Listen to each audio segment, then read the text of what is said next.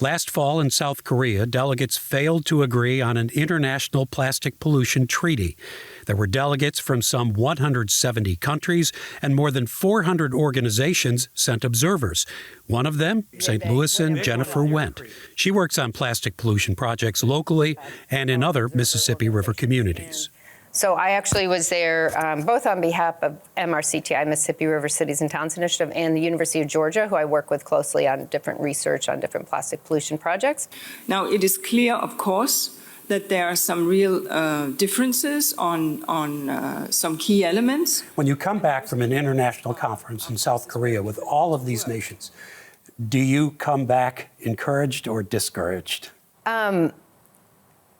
Encouraged. So I am a cynical optimist. So I've been this way probably since I started doing environmental work. But there are so many people doing great work and doing local action. And that's really where I try to focus. But, you know, you talk to people nationally, you talk to people in other countries, even in developing countries where they don't have anything, and they're doing these things to reduce plastic pollution, and they're eliminating their single-use plastic bags, and they're eliminating some of the single-use plastic products that are not necessary, and people seem to, you know, do okay without them. The problem's getting worse. Too much plastic going into landfills and oceans, breaking down into micro and nanoparticles with very real health and environmental risks.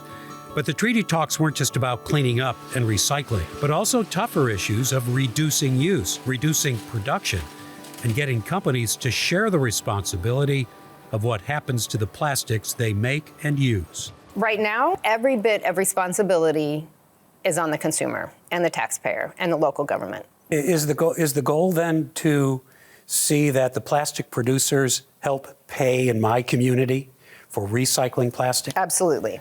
Wendt says getting companies to help foot the bill, an issue discussed at the South Korean conference, is not as far-fetched as it might sound. So we work a lot with the businesses like Coke, Pepsi, Unilever, Walmart, Nestle. They're not selling the plastic bottle, they're selling what's in it. So they are on board with a policy that makes them responsible for the end of life of that product. The problem is the oil and gas countries, the oil-rich countries. And petroleum goes into plastic? Yes. Okay. So all plastic's made from petroleum. It's all fossil fuels. And I have to say also, during the negotiations, the oil and gas delegation was bigger than most countries' delegations. But we are here to end plastic pollution. And whilst we may not get every element that we would wish for, there are certain elements that have to be there, and that we get through a stake in the ground. Negotiations on the international treaty will continue, as will the work that's being done locally and regionally. The Mississippi River Cities and Towns Initiative was one of the partners in the Mississippi River Plastic Pollution Initiative, which kicked off in 2021, enlisting volunteers to record the kinds and locations of plastic waste. The three top items: cigarette butts, which are made from plastic, single-use bottles, and food wrappers. And the findings have been used to get grant money for new projects in St. Louis and Baton Rouge.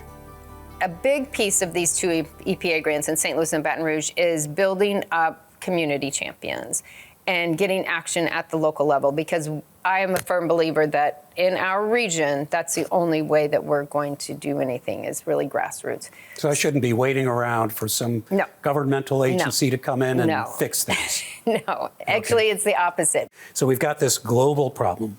We've got this local problem. It strikes me sometimes as like global warming. We know it's happening, but as an individual, I don't think I can fix it. Mm-hmm. As an individual, can I help fix this? Yes, there are things as an individual. I mean, it's small steps, but everything is small, right? I mean, Three things, she says, we can do. Cut down on using plastic grocery bags, don't use plastic water bottles except in emergencies, and work with local governments to support the idea of producer responsibility for their plastic products.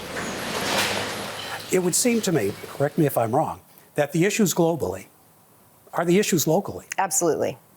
Getting policy passed is tough. But I can stop using plastic bags. Stop using plastic bags. Stop using plastic water bottles. And some of it's just making conscious choices.